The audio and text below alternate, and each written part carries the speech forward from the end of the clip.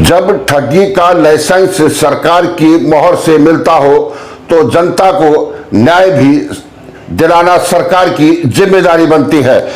Chit fund की ठगी और जनता की जो जिम्मेदारी है, घोटालों की परतें और कैसे हुई उत्तराखंड के अंदर ठगी, सरकार और सिस्टम की क्या थी नाकामी। हिंदुस्तान ग्लोबल टाइम्स से मैं अवतार सिंह बिष्ट लाइव प्रसारण आप देख रहे हैं।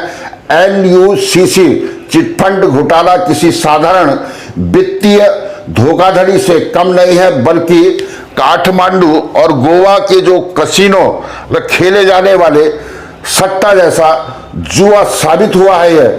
और फर्क सिर्फ इतना है कि यहाँ लोग जानबूझकर जोखिम उठाते हैं, जबकि भोली भाली जो जनता को सुरक्षित निवेश और ऊंचे ब्याज के नाम पर यहां पर फंसाया जाता है। हिंदुस्तान ग्लोबल टाइम्स से मैं अवतार सिंह बिष्ट, रुद्रपुर, उत्तराखंड। कंपनी के पास सरकार से मान्यता प्राप्त दस्तावेज थे, GST, पैन कार्ड, रजिस्ट्रेशन, यानी जनता को भरोसा दिलाने के उनके पास सारे हथियार उपस्थित थे। जब सरकार की मोहर लगी हो तो ग्रामीण महिलाएं और पूर्व सैनिक और आम लोग इसको ठगी नहीं मान रहे थे, बल्कि सुरक्षित ठिकाना समझने लगे थे। और यही भरोसा इस जुए की सबसे बड़ी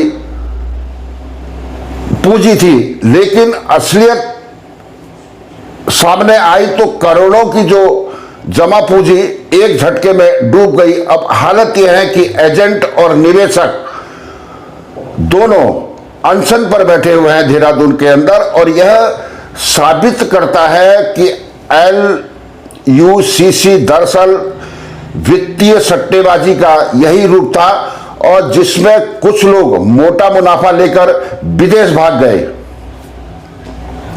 और बाकी अपनी किस्मत पर उत्तराखंड के अंदर रोते रह गए।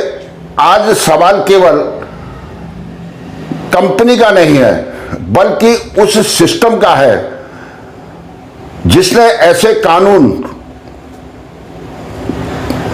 को चलाने के लिए लाइसेंस दिया। अगर सरकार समय रहते शक्ति दिखाती तो जनता को जुए की इस मेज पर अपनी मेहनत की कमाई दांव पर नहीं लगानी पड़ती। और जो LUCC का जो सबक उसने दिया है, जब तक सरकार निगरानी में चूकती रहेगी और जनता लालच में आंख बूंद कर भरोसा करती रहेगी, तब तक ठगी का यह खेल उत्तराखंड के अंदर चलता रहेगा। चाहे वो काठमांडू गोवा के कसिनो हो या फिर उत्तराखंड की चिटफंड कंपनियां। उत्तराखंड एक बार फिर एक बड़े आर्थिक घोटाले की चपेट में आ गया है। और LUCC चिटफंड कंपनी न केवल लाखों लोगों की मेहनत की जो गाड़ी कमाई थी उसको हड़प लिया है, बल्कि हजारों परिवार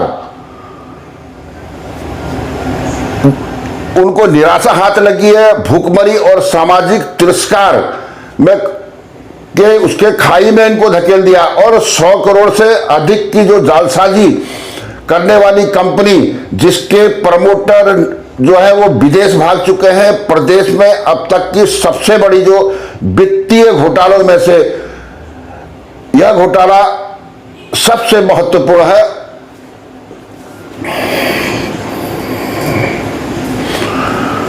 आप लाइव यहां पर देख रहे हैं उत्तराखंड के अंदर कैसे करके भोली भाली जनता को लूटा जाता है। लेकिन इस घोटाले को केवल कंपनी और उसके प्रमोटरों के लालच की देन कहकर टाला नहीं जा सकता। असल सवाल यह है कि आखिर आम लोग बार बार ऐसी ठगी का शिकार क्यों हो जाते हैं। क्या सरकार और प्रशासन की जिम्मेदारी तय होगी, या पीड़ित परिवार एक बार फिर अपने ही दर्द और असहायता में सिमट कर रह जाएगा। और घोटाले की जो परतें हैं, कैसे हुई ठगी। असल में 2016 में श्रीनगर गढ़वाल से शुरू हुई लुत्स यानी अर्बन मल्टी स्टेट क्रेडिट और कोऑपरेटिव सोसाइटी थी। आम जनता को बड़े बड़े सपने दिखाए गए, ऊंचा ब्याज, सुरक्षित निवेश, टैक्स फ्री योजनाएं और अंतरराष्ट्रीय स्तर की कंपनियों में पैसे लगाने का भरोसा दिलाया, और यही वह जाल था जिसमें जनता उत्तराखंड की फंस गई। और प्रदेश भर में करीब 37 शाखाएं इन्होंने खोली, लगभग 25,000 एजेंट बनाए। पूर्व सैनिक और सैनिक परिवार की महिलाओं को विश्वास दिलाने के लिए एजेंटों ने उन्हीं वर्गों को चुना, और शुरुआती सालों में जो ब्याज जो है उन्होंने भरोसे का माहौल बनाया और लोगों को उन्होंने दिया भी। और 2024 में अचानक सभी शाखाएं जो है एकदम से बंद कर दी गई, और डायरेक्टर्स और जो बैंक मैनेजर्स थे 29 तारीख को जो है ताला लगा के फरार हो गए। और जनता को जब इसका अंदाजा हुआ तो प्रमोटर करोड़ों रुपया का निवेश जो है लेकर विदेश भाग चुके हैं। तो लोगों के अंदर आंदोलन और भूख हड़ताल और उनका जो मजबूरी का जो प्रतीक बन गया। और देहरादून में आज भी हजारों पीढ़ी जो है धरने पे बैठे हुए हैं। चमोली जिले के लोग वहां पर बैठे हुए हैं और अनशन पर बैठे हुए हैं, वो सरकार से मांग कर रहे हैं। और रुद्रप्रयाग के अंदर भी जो लोग हैं 60 लाख का इन्वेस्टमेंट एक ही व्यक्ति ने वहां पर किया था।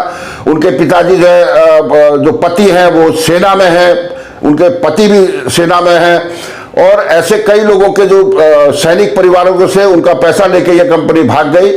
और सम्मान बचाने की जद्दोजहद बन चुका है उन लोगों के लिए। एजेंट बनते जो लोग थे उनके रिश्तेदार, दोस्त, पड़ोसियों को ये लोग कंपनी में जोड़ते गए, और जब उसमें जोड़ते गए, और वो लोग भी आज अनशन पर बैठे हुए हैं। सरकार और सिस्टम की जो नाकामी इसमें देखने को मिली। LUCC कोई गली कूचों से चलते फिरते वाली अवैध संस्था नहीं थी, बल्कि यह जो है कृषि मंत्रालय के अधीन रजिस्टर्ड सोसाइटी थी, जिसके पास GST और अन्य लाइसेंस भी उसके पास मौजूद थे। और कंपनी की जो गतिविधियों पर LIU लोकल इंटेलिजेंस यूनिट की भी नजर थी। तो सवाल यह उठता है कि आखिर इतनी जो बड़ी ठगी का सिस्टम होता रहा और सरकार सोती रही, क्या सरकारी एजेंसियां जानबूझकर आंख मूंदे रही, या किसी को फायदा पहुंचाने के लिए समय रहते कार्रवाई नहीं की गई? सवाल भी उठता है। क्या सरकार केवल जन जागरूकता के नारे देकर अपनी जिम्मेदारी से बच सकती है? बड़ा सवाल है। और CBI जांच के आदेश भी सरकार ने दिए हैं, लेकिन अभी तक प्रमोटर की गिरफ्तारी नहीं हो सकी है। और जांच एजेंसियां जिस धीमी गति से रफ्तार से काम कर रही है, इससे जनता का जो भरोसा है और ज्यादा कमजोर हो चुका है। और जनता की भी जिम्मेदारी है। लालच और अंधविश्वास का जो जाल उत्तराखंड में देखने को मिलता है, हर बार जब कोई चिटफंड घोटाला सामने आता है, जनता एक ही सवाल पूछती है, हमारे पैसे वापस कब मिलेंगे? लेकिन इस सवाल के साथ एक और भी सवाल जरूरी है, अपने मेहनत की कमाई कहां और क्यों लगानी है, इस पर भी लोगों को सोचना पड़ेगा।